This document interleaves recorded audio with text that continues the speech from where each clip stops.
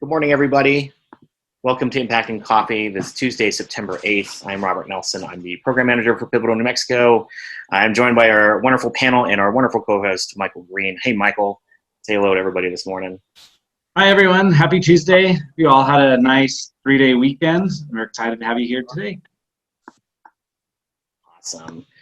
For those of you just joining Impacting Coffee for the very first time, it's wonderful to see some newcomers to this space, also to see some folks that we've seen very regularly over the last 6 months, for the last 3 years. Just a note, please note that if you're an audience member or a non-panelist, please mute yourself so that we can actually just focus on the panels this morning. And we'll do some quick introductions here in a second, but today is Gratitude Tuesday. Michael, is there anything you're grateful for as we start our September 8th this week? Let's see. I know I should have been thinking about this before I came in this morning, but I'm just grateful for having a wonderful network of supporters for Impacting Coffee, like all of you who came here today. I appreciate the regulars and the newbies alike. So yeah, I'm just happy that we have this wonderful nonprofit community where we all come together, share ideas, and look for ways to collaborate with each other. So that's what I'm grateful for today. Would anybody else like to share what they're grateful for? You can either unmute yourself or share it in the chat. Either way is great, but we always like to hear. Destiny's grateful for weather, as am I. I'm excited for tomorrow's 54-degree temperature or whatever it's supposed to be. It's apparently going to snow in Santa Fe, so I'm very grateful for sweater weather as well. So thanks for lifting that up, Destiny. If you have anything that you'd like to thank or be grateful for in the chat, please share that. Please share that in the chat. With that, it's a 9:02. We have two other speakers here on the panel, Amber Wallin and Allison Bernstein. Thank you so much for joining us, y'all. We're going to do some quick introductions, so 2 to 3 minutes. Please introduce yourself, your name, your organization, and anything that you're grateful for this morning, too. So I'll start to my right with Allison Briceno. Thank you so much for joining us, Allison, and welcome to Back Coffee. Good morning, everyone. My name is Allison Briceno. I am the Managing Director and Acting Deputy Secretary of Identity, Equity, and Transformation at the New Mexico Public Education Department.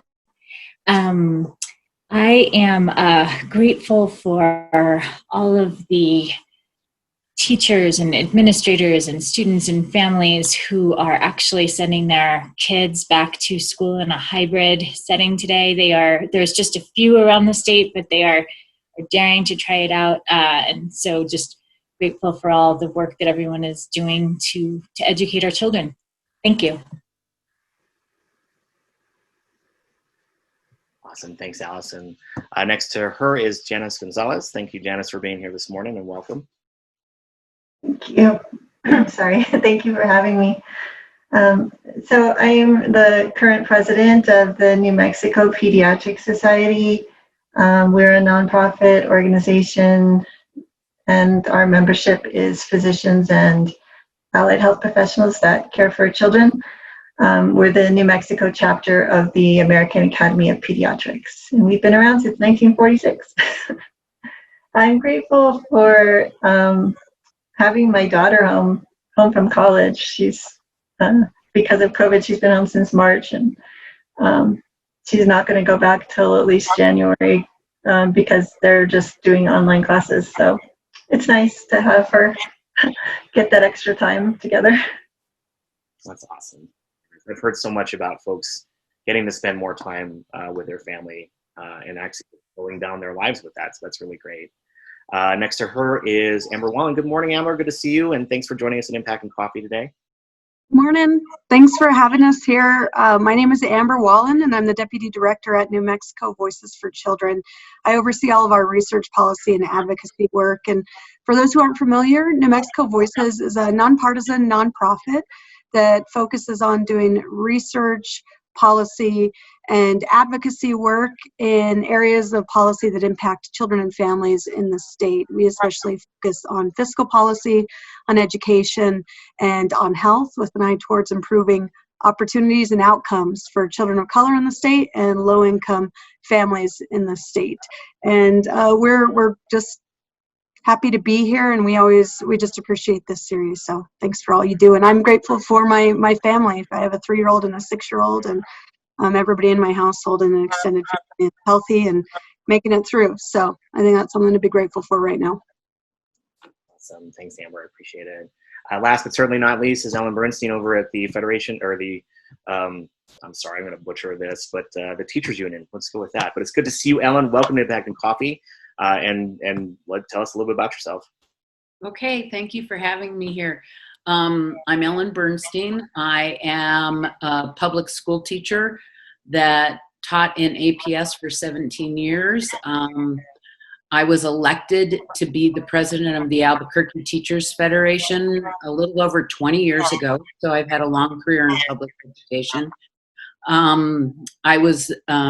I am the daughter of a retired school teacher and granddaughter of a school teacher, so it's something that I'm very passionate about. I'm very grateful today that we have such amazing support for public education and all the people doing the hard work and reinventing it out of necessity. And I'm very hopeful that as we continue to reinvent public education and re-enter our school buildings, we'll be able to do it in a really innovative and student-centered way. Awesome. Thank you, Ellen. I appreciate it. And welcome to all of our panelists. Welcome to all of our audience. Thank you so much for being here today. You know, we're going to just dive right on in. I will also note too, if you're just coming into the audience, please mute yourself.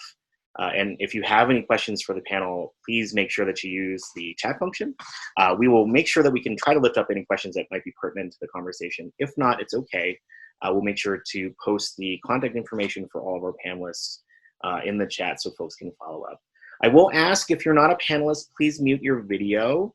That way we can just focus on the panelists on the screen, because we're recording this today. And we will jump to questions here in just a moment. So our first question is, we know this has been a really challenging time for a lot of organizations and a lot of communities. What challenges has your organization been facing in the past 6 months? And I'll jump to Allison first. Thank you, Robert. I think that what's been really challenging for us is that there are simply no right answers right now. Everyone is doing the best they can. Many parents need schools to open so they can go back to work. Other families don't want to send their kids back for a wide variety of reasons. Families with kids at home during remote learning are struggling. It's really, really hard. And we're doing everything we can to educate kids while keeping our families safe, and there's just no right answers. At the PED, we're extremely passionate about educating our children, and recently that step back from in-person learning has been really hard. And so while we've learned that there are wrong answers, it just feels like there aren't any right ones. It's good to know. And, you know, that's hard with uncertainty right now. And, you know, I think we're just learning as we go, right? I'll jump to Janis. Is there anything you want to add to this? Sure. It's been a really challenging time for us as well. Just trying to figure out how we could support our membership and continue to help them to provide, you know, the best high quality care for children and families when everything was changing so fast. And we tried to help practices get ready to expand telehealth really quickly, to do what we could to support them and get them the information that they needed around that. And also working with the national AAP to advocate on the federal level for funding for practices, because pediatric practices weren't included in the first, aid packages that came out, and some of them were really struggling. They were down 75-80% on their visits, and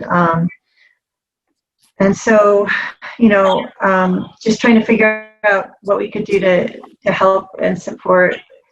And it's been really challenging for us as an organization as well. because one of our main fundraisers is an annual CME conference that we do every August, and we had to cancel that and postpone it for a year.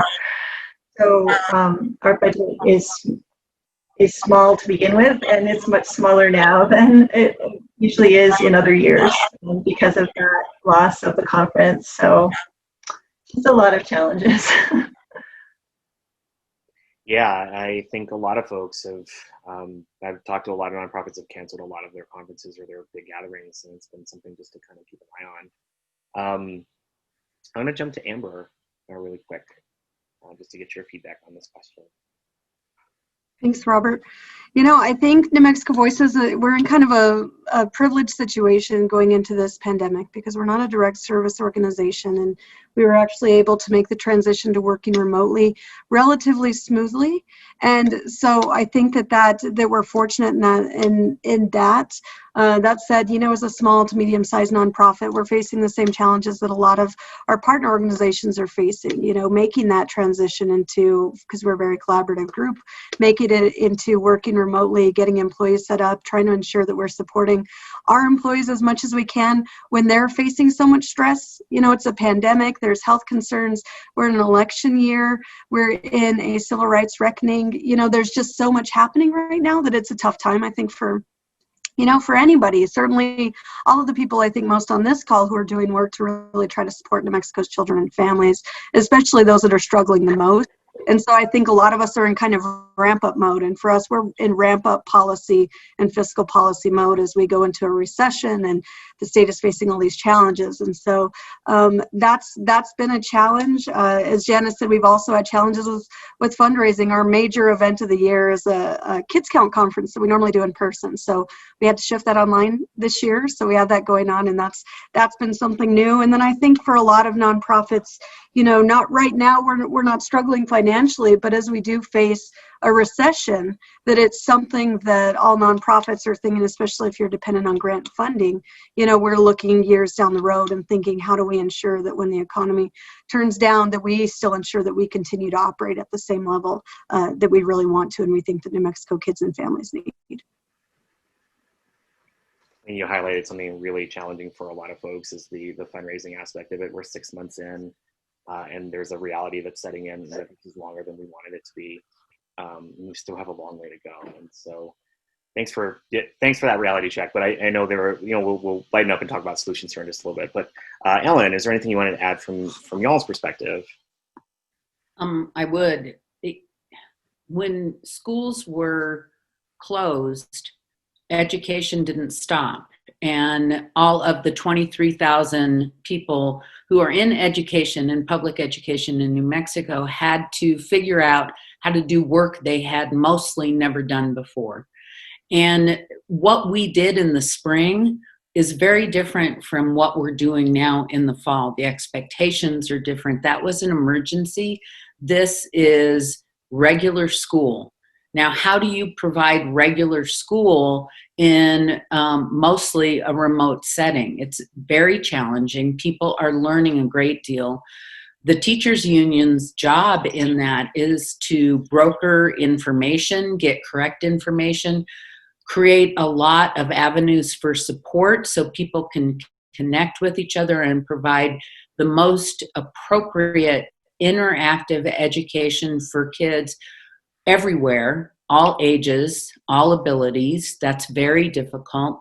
We're now working with the Albuquerque Public Schools to make sure that small groups of special ed kids can come in and start getting some in-person learning, because these are kids that are not able to respond to a remote learning setting. So now we have to do problem solving and figuring out how to make sure that it's safe. Get some nurses on campus too, make sure that everybody has the appropriate support they need, including the protective equipment and the cleaning and everything. It's very complex, and we hope to bring in more people as it's determined safe. But then again, we're managing an incredible amount of fear. We have, in Albuquerque alone, over 6,500 people, some of whom are ready to go back in person and some of whom have underlying health conditions. They're at high risk just by virtue of their age, and they're very scared and they want to keep teaching remotely. But most importantly, they want to keep teaching. And so we have to manage all of that and the fear and the hopes of our community and our families. It's important that everybody understand that public education has dealt with tremendous issues of equity forever. And what has happened as school buildings have closed and we've gone to online learning is the equity issues that we have throughout the state have gotten more and more important, I guess, to pay attention to. We need to think about the future as we get through this pandemic and we continue to focus on public schools. We need to think about internet and healthcare being a basic right. We need to think about the idea that we're about to go into a session of the legislature and how can we make sure that we can continue to fund what children need in public education so that we can attract and retain the educators, which means we can't depend on oil and gas the way we have. And we have to look at different revenue sources, which bring about even more issues. So I think it's very important that we problem solve now, take care of people now, deal with people's learning needs as much as we deal with their emotional needs, and then plan for the future so that we can have the public education system and address the equity issues that we need to. Yeah, that was some great information, Ellen. Thank you very much for sharing. And that's actually a perfect lead into our next question. Our next question is going to be, with most schools starting in a virtual environment, what do you see as the biggest issue facing schools, teachers, administrators, and families? So we'll come back to you, Ellen, at the end, because I'm sure it'll give you time to think about more things to add to that. So we'll hop over to Allison. So Allison, if you could share any things that you think might be some issues that you see with the school starting to open up virtually, and also maybe slowly starting to move to a classroom setting as well. Sure, and I laughed when I saw this question because I could probably write a dissertation on it. So I'm going to do my best to keep it brief. But online learning, as Ellen said, is new, and it's hard for everyone. It's hard for the families. It's hard for the teachers. It's hard for the students. It's exhausting. And one of the things I worry about is that people are going to kind of throw their hands up instead of looking for specific, very localized solutions that will work for their communities. So there is this, as Ellen mentioned again, there's this opportunity for really shifting education, for implementing really local, culturally sustaining type teaching that builds kids up from where they are, rather than putting somewhat random expectations on top of them. And that has been one of many things that has kept students down. And so certainly as part of that, equitable access to connectivity and devices, especially here in New Mexico, is a huge issue. And then getting folks up to speed with how to use devices, how to problem solve, how to support families when there are issues with technology, that type of thing. Personally, my background is in bilingual education, and I worry very much about English learners getting the services they need to continue to accelerate. Same thing for special education students, as Ellen mentioned. The testing that we do, or at least the testing that tends to count, is in English, and regardless of how brilliant a child is, if their English skills aren't up to par with the test, they can't show that brilliance. And so, and that's just so true in so many of our communities. Is I think we really need to take this as an opportunity to help us think about how can we build on what children know and have in order to enable them to show their brilliance, because kids are really they're what keep me going, at least, because as Amber mentioned, there's a lot going on right now. Thank you. Definitely. Thank you for that. I think you brought up sustainability and equitability, which I think are two huge things that we're realizing are some issues that we have in general with almost everything these days. And so definitely see how that's reflective in the education system as well. So let's hop over to Janis. And do you have anything to add to Janis? So yeah, I think the challenges are similar, but also unique to each family. Everyone is trying to figure out the best solution, right, for their children, for their family, for themselves. And there's so many factors involved with who can telework, who can't telework. The broadband issues. I mean, so many different factors. And one of the biggest challenges right now is just being able to find good information so that you can make those decisions. I really feel for people who are trying to make these decisions and figure out, what sources of information are out there that they can trust. And so that's one of the things that we've been working on, is trying to be a reliable, trusted source for information, so that families have what they need to make these decisions. I also think that childcare is really one of the biggest issues that we're facing right now, that families are facing and that we're facing as a state and a country, because we have historically, undervalued childcare and sort of taken it for granted and not invested in it the way that we needed to. And now we're seeing the result of that. So it's something that we all really need to, I guess, learn a lesson from and hopefully improve that going forward. Thank you.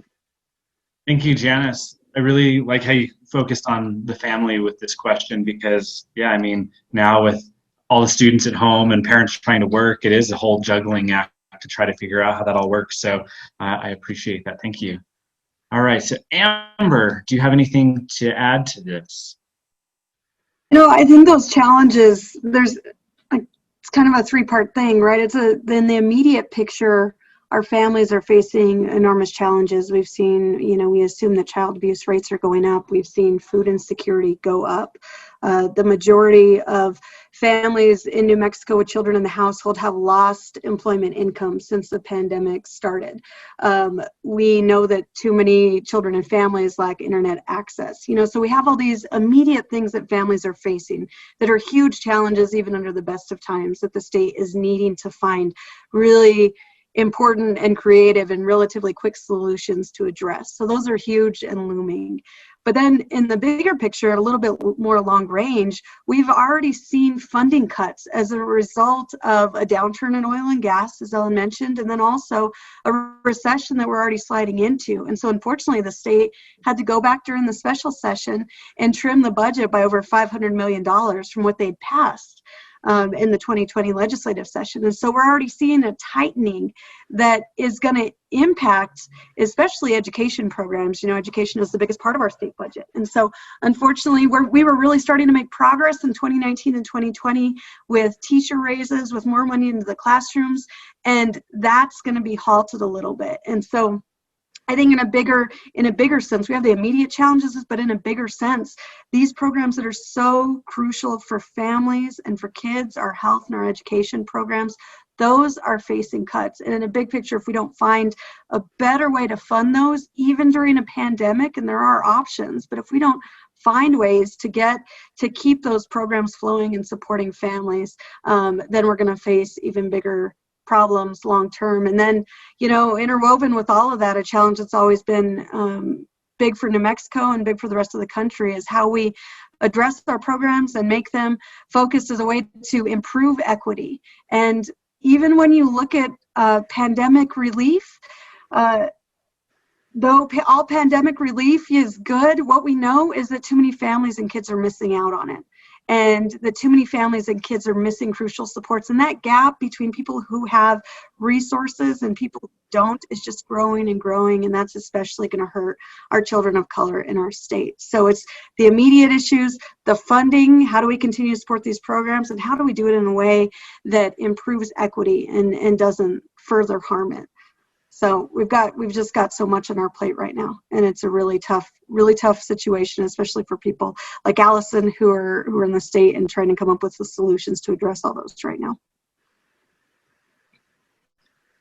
Yes, thank you for that. Those are some major issues and hurdles that we're facing, and hopefully we're able to get creative and find solutions. And I think that one of the nice things about humans in general is they are very adaptable, and they do kind of manage to work with the scenarios that they're given and ultimately able to succeed. And so, yeah, I agree. I hope that we're able to come up with some amazing solutions for funding and equity and all that stuff as well. All right. So, Ellen, back at you. If you have anything to add to these issues, love to hear them. I do. Thank you. I want to just say, I want to go off of what Amber just said. You know, we don't have to have another 10 years of education cuts where we disadvantage an entire generation of children because we don't fund their public education sufficiently.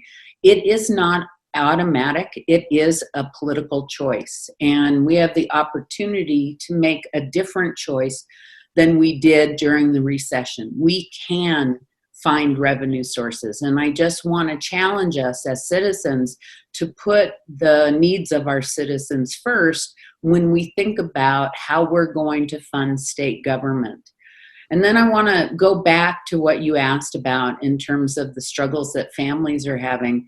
And I just want to point out that a lot of the people working at home who also have kids at home are the educators. And it's incredibly difficult. And one of the things that we haven't quite figured out is when we're ready to go into what we're calling hybrid, how we take care of our own children while we're taking care of everybody else's children in terms of their education. And just even now, juggling all of the schedules that everybody has and making sure that you can do right by your students at the same time you're doing right by your own children at home is a tremendous juggling act. I also want to point out that learning is social. We learn from each other, we learn from interacting, and that's very important in the learning process. And so we're trying to focus as teachers, as therapists, as counselors, and everybody else that works in the public education system on making online learning as interactive and even hands-on as possible. You know, go to your bedroom and find your favorite toy and let's talk about it. And we can figure out how to do a lot of learning just by talking about the attributes of a toy.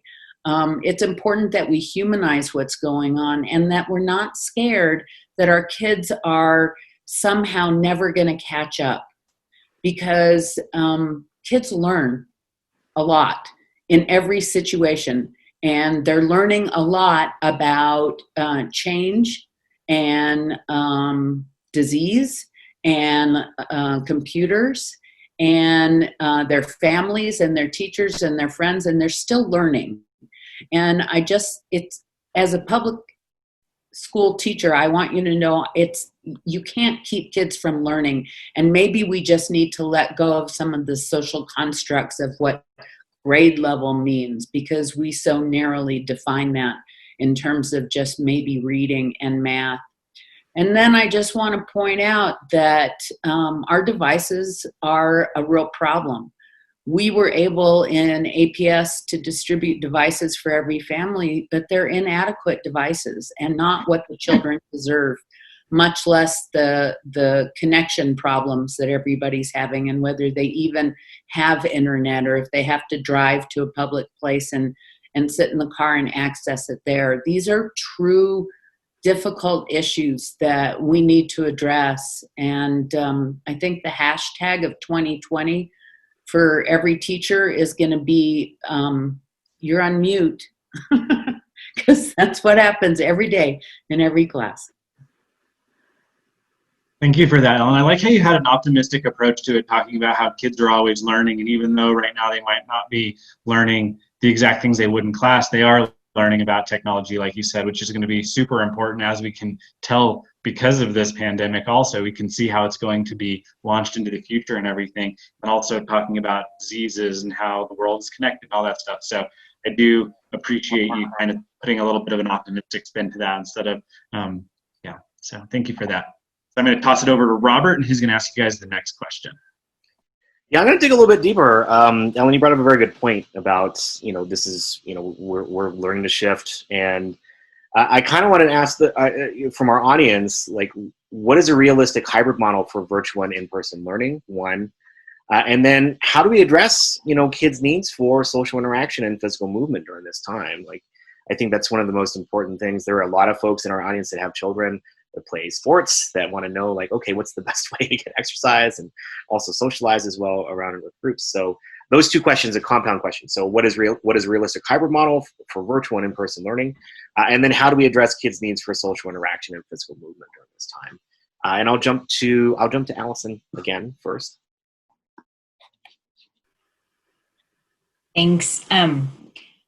Those are really complex and important questions. I think the hybrid model, from a health perspective, from what we've learned, and certainly Janis, I'd love for you to jump in more here, is the most critical thing is that we want time for cleansing in between. So cleansing and disinfection. So we have had schools who have asked if they could go with cohort 1 in the morning and then cohort 2 in the afternoon. And we don't think that that's the best model because it doesn't provide for appropriate time for cleansing. From a family perspective, in terms of what's a reasonable model for hybrid, I think that's a really specific question, and I don't know that there's a right answer for that. I do think, in terms of your question around physical activity and socializing, I do think that's critical. Outdoors, again, from a health perspective, is best with masks on and socially distant. But the exercise piece for all of us influences the mental health piece, the physical health piece, and I wish that I followed my own advice better, but both of those things would be really critical to maintain. Thanks, Allison. Janis, is there anything you want to add to this? I think in terms of the hybrid model, Allison covered it pretty well. Those are the challenges. I think we absolutely do need to find a way to incorporate movement into the day. No kid should be staring at a screen all day long. No adult should either. Like, we're all doing way too many back-to-back Zoom meetings, and it's just, it's not good for physical health or mental health. So I think any way we can incorporate movement. I try to do walking meetings with kids. If we could do, nature walks or scavenger hunts or something that would just get them outside. I think anytime we can hold class outside, like you said, as long as we're doing the COVID safe practices, and it's actually better to be outside and have, it's better for ventilation and for lower transmission anyway. So it's just better in a whole lot of ways. So yeah, I think that's important. We need to make sure that we're always thinking about how we can fit those things into the day. Yes, you just answered every student's dream is, can we have class outside today? So I think we should be thinking about that. Definitely. Amber, is there anything you want to add? Yeah, so it's kind of a different perspective because of the work that we do at Voices, but just a quick note on why Voices was founded 35 years ago. We were founded by pediatricians who are treating kids in the office, and they realized that if they wanted to address some of those big systemic issues that kids were facing that were impacting their health, they'd have to go upstream and address policy that was impacting kids and families' health. And so in the same way, when I heard the question about hybrid learning and about how we ensure the kids have more space to move, you know, kind of to hammer everything looks like a nail. And so my mind goes to the big picture things. And, you know, to Janis's and Allison's point, how do we ensure that we can operate on a hybrid model, that schools are cleaned in between? You know, the first thing we need to do is ensure the schools have enough funding to operate, ensure that they have plenty of funding to ensure that they can buy all those cleaning supplies, that they can buy new HVAC systems when they need to, that they can have all the cleaning staff and cafeteria staff and teaching staff and administrators, all those crucial people who are now having to do, in many cases, just so many jobs as their teachers are preparing for online and in person. You know, our teachers and our school staff are just facing such big challenges now, but at the same time, they're facing, in some cases, decreases in funding. So they're having to do more with less. So I think from a school perspective, we ensure that we get more resources to our schools and to our teachers and to our public education department. And then on the family side, you know, some of you may have seen my 3-year-old come in, and I'm working full-time from home with 2 kiddos. And so when you're facing so many things, trying to ensure that you also get your kids moving and outdoors, you know, and meeting all these boxes, I think one of the most important things is that we ensure that families are supported, that they have the food assistance that they need, that they're not facing evictions out of their homes, that they have unemployment insurance, that they've lost their jobs, that, you know, that we're supporting parents so that they can then free up a little bit of mental space and not face so much anxiety and stress, so that they can help their kids weather this incredibly challenging time too. So I think a lot of these questions, in order to really address that hybrid model and make sure those kids day to day are meeting their needs, that we ensure that our families and our education system are really well supported from a funding perspective. Absolutely. And I love that you keep on bringing back to the funding, because I think there's funding that we can actually go and get outside of our state, and we just don't compete for it at all. And so every day here in New Mexico, we leave billions and billions of dollars on the table when it comes to federal funding or philanthropic dollars. So I'm not going to get too big on that soapbox. That's typically the soapbox I get onto every day at Pivotal New Mexico. But Ellen, I wanted to go back to you and end with you on this question, because I know you kind of started it, but let's dig deeper. Well, okay, I'm going to jump on the funding and part of what Amber said about what it's going to take to do hybrid safely and appropriately. And one of the things we need in our schools are a lot more custodians, because we need to ask them to do a different kind of job than they've been doing in our public schools, which means we need to pay them a livable wage. And so many times we talk about what it takes to support our kids and our families, but the people that we're underpaying in our public schools, our cafeteria workers, our custodians, our educational assistants, those people who are making less than poverty wages are also supporting their own families. So this would be a great opportunity to say, maybe we could fight for 15 and get all of our custodians some kind of a $15 an hour minimum wage, get more of them, get them in schools, making sure that our kids and our educators are safe, because that is what's going to make hybrid work or not. The other issue, of course, goes back to money, and that is our ventilation systems in our schools. I've worked in old schools where we have our swamp coolers and windows that open. I've worked in new schools where the windows are permanently closed and the air is recirculated. And there are issues with whether or not these kind of ventilation systems in our schools are going to be adequate to make sure that our kids and our staff are safe. I also want to say that when it comes to physical and emotional well-being of everybody, especially our students, we need to start by giving ourselves permission to be human and not have this bizarre idea that we have to be online teaching more so kids learn more. That's not how learning works. I know teachers tell stories about how they're ready to say, okay, take a break now, and the kids just keep talking and talking because they really want to have their friends. They can't wait. I have stories of kids, from teachers of kids getting online and just, you know, they just want to talk with each other. I think that's important, that's that's human, and that interaction is part of learning, because you have to have those relationships, and teachers have to facilitate that as a part of their everyday class, and not, okay, if you want to talk instead of go outside and play, you can talk. It shouldn't be a choice. And then I want to talk about go outside and play, because it's really important that we build in PE, we build in breaks, we build in movement, but to some extent, that's a middle class and upper class construct. I can tell my kids in my second grade classroom, everybody go run around the backyard, but that doesn't mean everybody has a backyard or a safe place to go out and run and play.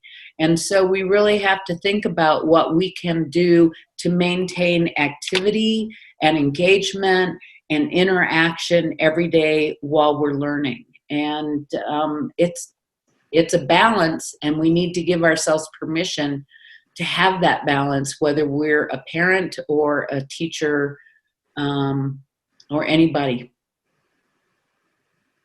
Absolutely. All really great points too. I also just want to lift up a point that was made in the chat too. We need to be able to support like all of our support staff when it comes to education. Our EAs don't make that much money. And it's often just, it's poverty wages. So we have to really look at like the whole picture in terms of wages, and, 15 isn't enough.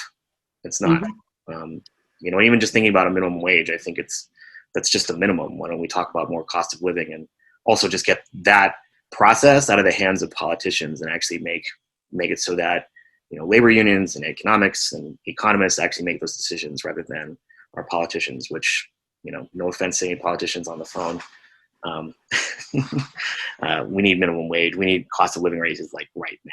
And so the other point I'll make too is, you mentioned like movement, like as being a middle class and an access thing too. I live here in downtown. Right down the street from me is Dennis Chavez, which is closed on the weekends. It has been closed on the weekends for a long time. And their hours typically are closed till at 3. So you imagine kids in South Broadway trying to get off school, can't go to their community center because it's not open. And so there are tremendous, tremendous access issues when it comes to, our students and our youth, just even accessing those kinds of programs and services from our cities. So with that, I'll get off that. Robert, yes. Can I add something to something you said? 2 things. One is, it is a political problem because the people we elect choose to fund our public services, and the people that work for the government, which includes public school educators. And so really, you can't avoid the political part of funding for whether it's minimum wage or the adequate staffing or anything. You can't avoid the fact that it is a political question. And I also want to call out what Francesca said in the chat, because she's absolutely right. Our students are learning a great deal about the world they live in from what they're seeing on TV, and social justice, and ways in which we can protest and hopefully make some changes in our society. And that's an important thing that we as public school educators need to bring into the real life of what we do every day in our classrooms. Absolutely. And you're right, it is a political process. Sadly, our politicians are not prioritizing the needs of our communities and our families. And so they are making decisions that are value statements that prioritize police over our safety in our community. And from there, I'll move on to Michael. So you can ask the next question. All right, so we've talked a little bit about students and a little bit about families. So now we're going to talk a little more about the teachers. So what type of support is being provided to teachers who are being asked to do things so much differently this year? In many cases, they're teaching online for the first time, which requires different ways to engage students and also learning new technology. Is there any additional professional development or support that is being provided to teachers to help them do their jobs? So Allison, we'll start with you. Sure. If there's any of the other panelists who would like to go first, please feel free to jump in. Okay. In that case, we have a brand new statewide learning management system, or LMS, which is an online tool that's available to all schools, all public schools. And so some schools have their own learning management systems. Other schools are using what we provide in their arts curriculum on that. There was the opportunity for teachers for free to take an online course on how to teach online through a community college. And so we had a really surprising number of teachers step up and do that independently on their own time in most cases. There is, through that learning management system, there's an online professional development for COVID-safe practices in hybrid or in-person environments. And so there's been a lot that we're putting out across the state, but there's also a lot. I give so much credit to the local school districts who are supporting their teachers in a wide variety of different ways.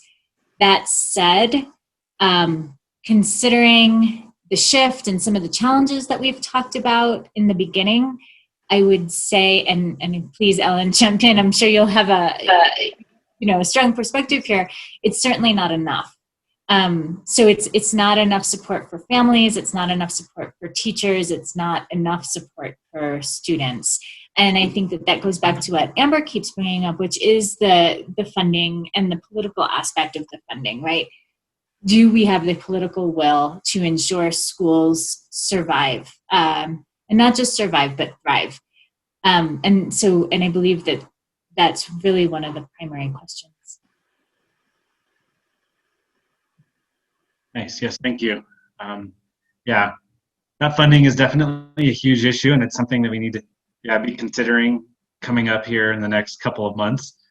Yes, I appreciate that. Janis, would you like to add anything?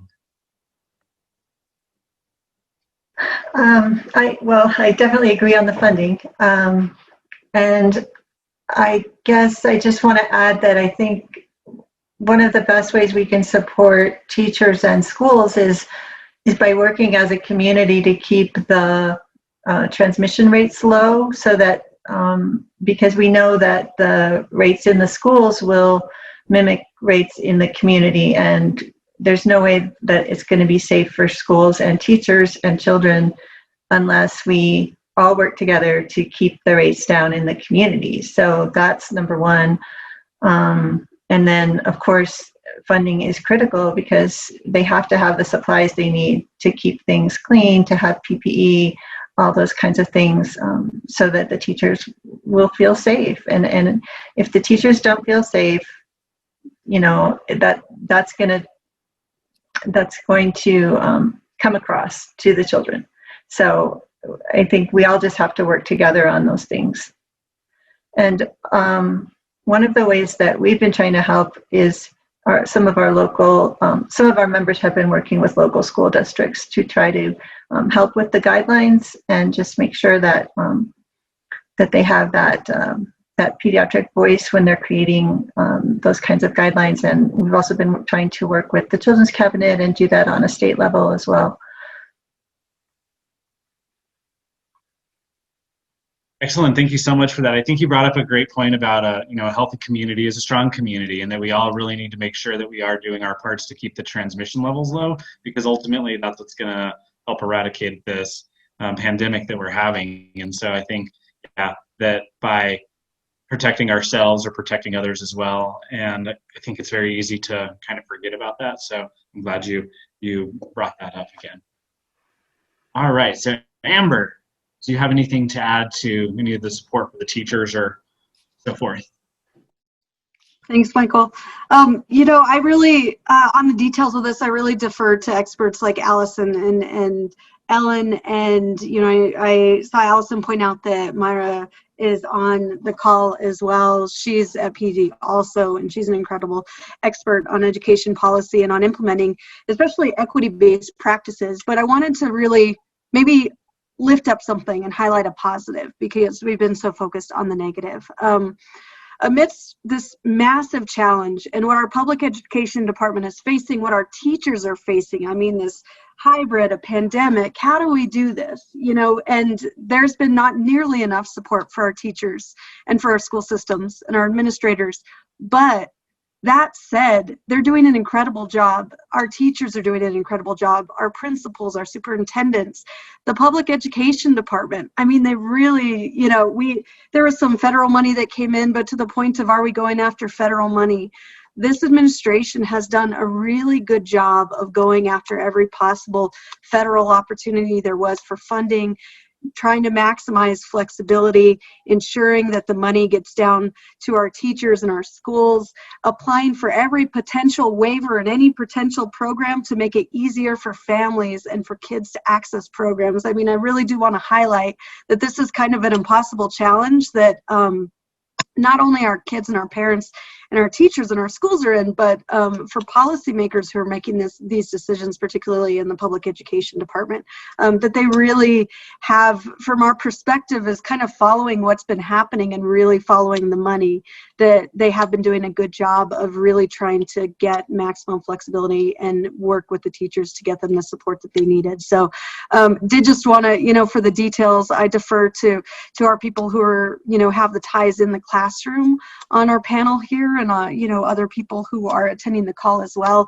but just acknowledge that they're facing, you know, some big challenges before, especially addressing equity and funding issues. We had the school funding lawsuit that started in 2017 that the state has been working to address, really focusing on equity, which is Allison's job at PED. You know, that's a new position.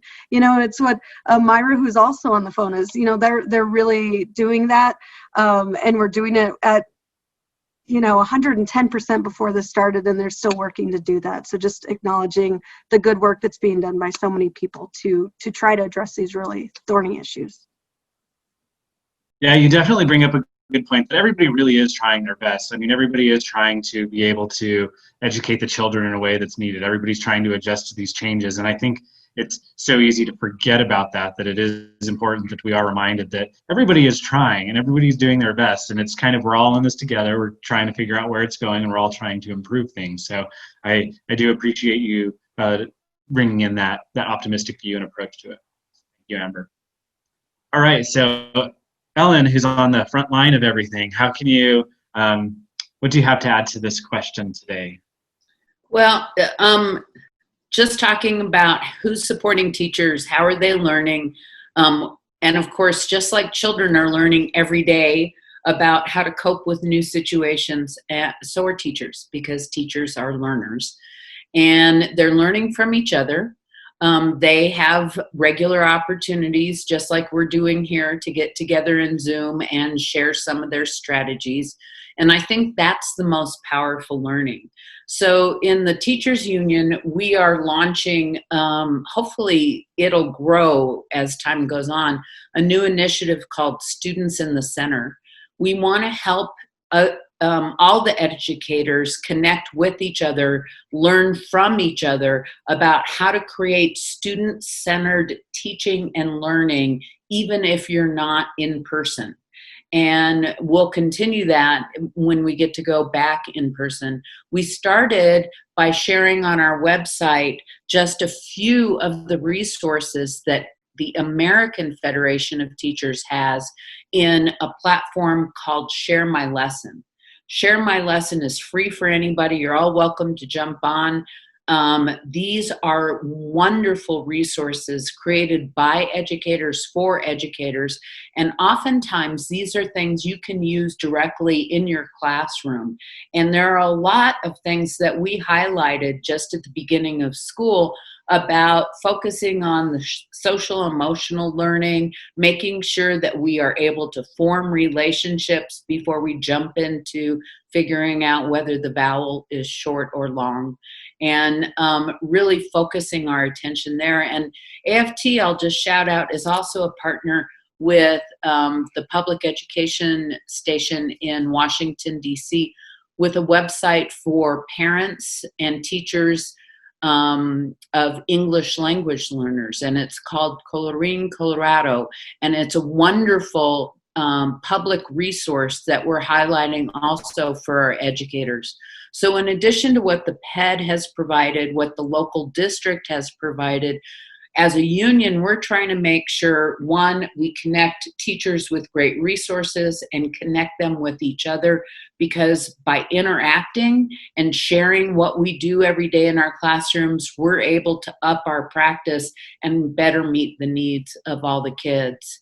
And then finally, Amber, I just want to shout out for your organization that you've highlighted for years, the issues of food insecurity and other barriers to learning that we have in every community in New Mexico. And just by highlighting that and making sure that everybody has a conversation about the fact that hungry kids can't learn, that we are helping teachers do their jobs and students be learners. Thank you so much for that, Ellen. I think that, yeah, sharing resources seems to be one of the things that I've seen has been very valuable. Is people come together and they say, oh, have you heard about this? This is really cool. And the other person's like, no, I never have. That's awesome. I'm going to incorporate that into my classroom. So I think even being able to facilitate those conversations, and it's great that there are places where people can share those resources and talk about everything. So thank you for bringing that up. So I'm going to toss it over to Robert now, and he's going to ask you the last question of the day. Thanks, Michael, and thanks y'all for hanging with us in this really great conversation.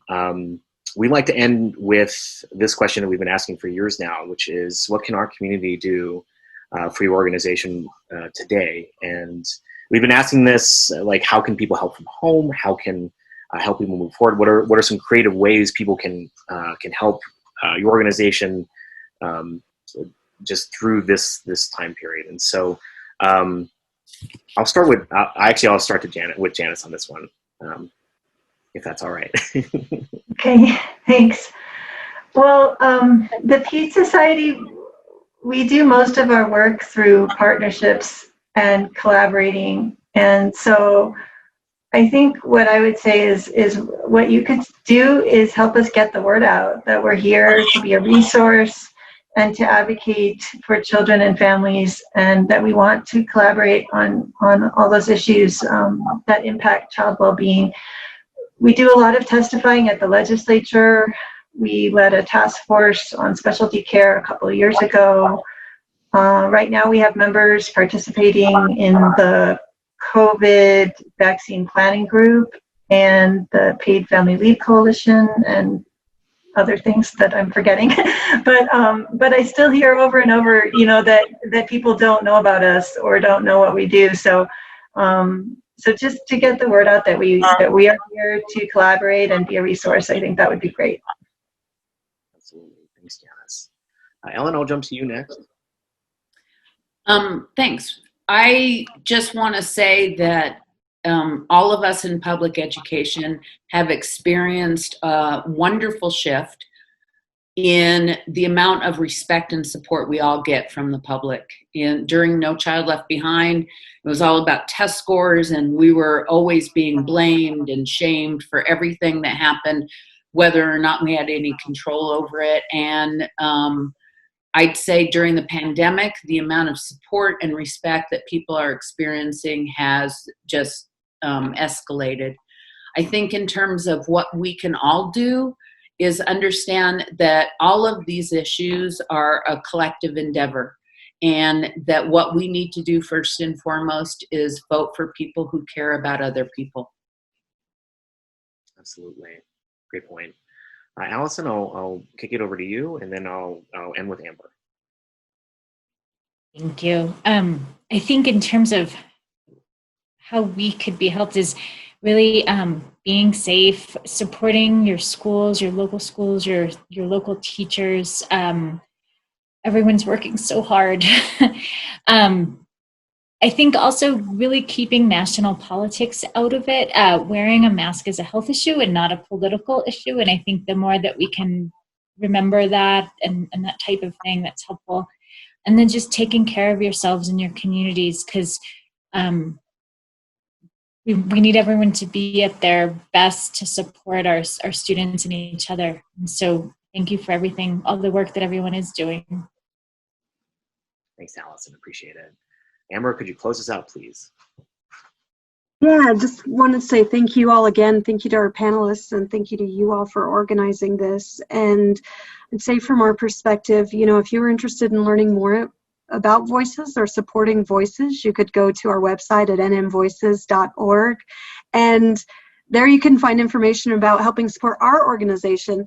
But maybe most importantly, what you could do there, and what I think is the most important thing people can do right now, is to really get engaged in the policymaking process. And so on our website, we have a lot of resources. We love data. So we've got all the stats you would ever need about anything. You can find those on our website. We have a lot of resources on policy, and particularly on the policy process, what the budget process looks like, what lawmaking looks like in New Mexico. And so if you're interested in becoming involved in advocating, you can always check out our website. And I would just really strongly encourage folks to talk to policymakers and to really encourage them to continue, even during this really hard time, even during a pandemic and oil and gas driven recession, to really encourage policymakers to continue the investments that we started making in 2019 and in 2020 into our kids and our families. You know, our focus is on education today, and we were just starting to really see progress to gain back,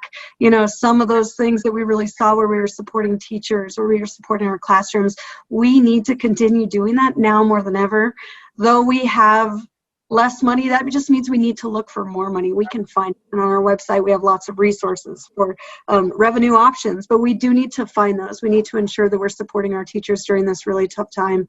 We're ensuring families can meet those basic needs, that we're getting money into the hands of people who will spend it quickly and locally, and keeping those programs that matter most to kids and families supported. You know, we have to learn our lessons from the last recession.